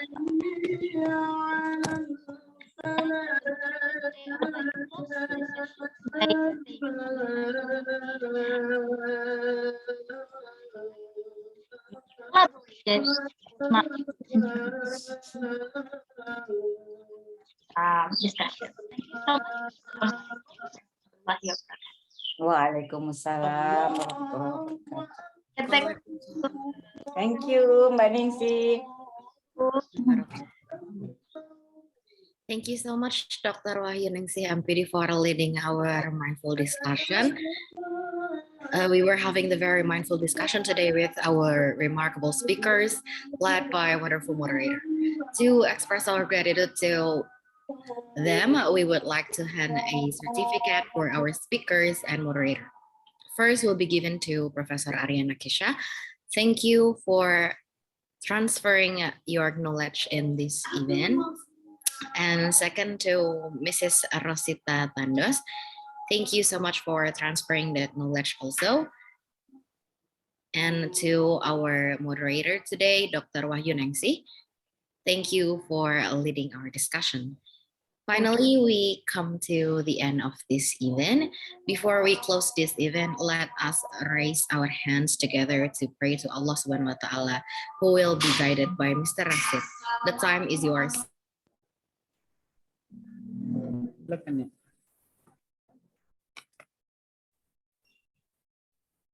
Bismillahirrahmanirrahim. Assalamualaikum warahmatullahi wabarakatuh. Dear speakers and moderator and all of the participants of the seminar. Let's pray unto God. May what we have in this seminar useful for us, for Islam, in the world, for our country, for academic studies, for our children, and for our knowledge. Al-Fatihah. A'udzu billahi minasyaitonir rajim. Bismillahirrahmanirrahim. Alhamdulillahirabbil alamin, arrahmanir rahim, maliki yaumiddin. Iyyaka na'budu wa iyyaka nasta'in. Ihdinas shiratal mustaqim, shiratal ladzina an'amta 'alaihim ghairil maghdubi 'alaihim waladdallin. Allahumma shalli ala sayyidina Muhammadin wa ala ali sayyidina Muhammad. Allahumma arhamna warfa'na warzuqna wahdina wa'afina wa'fanna. Allahumma inna nas'aluka ilman nafi'an wa rizqan thayyiban wa amalan mutakabbalan. Allahumma wahidna fil khair. Allahumma wahidna fil khair. Allahumma arzuqna rizqan halalan thayyiban mubarakan wasi'an. Innaka anta khairal raziqin warhamna. Innaka anta arhamur rahimin wa tub alaina. Innaka anta tawwabur rahim. Allahumma inna nas'aluka al-huda wat tuqa wal afafa wal ghina. Allahumma inna na'udzubika min jahdil bala wa darkis syaqa wa su'il qada wa syamatatil a'da. Bismillahirrahmanirrahim. La yadurru ma'asmi fil ardi wa la fis samai was samiul alim. Allahumma inna nas'aluka al-khaira hadzal yawm khaira ma fi wa na'udzubika min syarri hadzal yawm syarri ma fi. Allahumma inna nas'aluka ilman daiman ya Allah ya Rahman. Allahumma arhamna ya Rahman, adkhilna fi rahmatika. Allahumma inna nas'aluka al-khaira ya Allah ya Rahman. Rabbana hab lana min azwajina wa dzurriyyatina qurrata a'yun waj'alna lil muttaqina imama. Rabbana atina min ladunka rahmah wa hayyi lana min amrina rasyada. Rabbana atina fid dunya hasanah wa fil akhirati hasanah wa qina adzabannar wa qina adzabannar. Subhana rabbika rabbil izzati amma yasifun wa salamun alal mursalin walhamdulillahi rabbil alamin. Wassalamualaikum warahmatullahi wabarakatuh. Waalaikumsalam. Waalaikumsalam warahmatullahi wabarakatuh. Amin amin ya rabbal alamin. May Allah grant us Jannah. Before we close this event, we would like to take some photos with the participants. Please turn on your camera.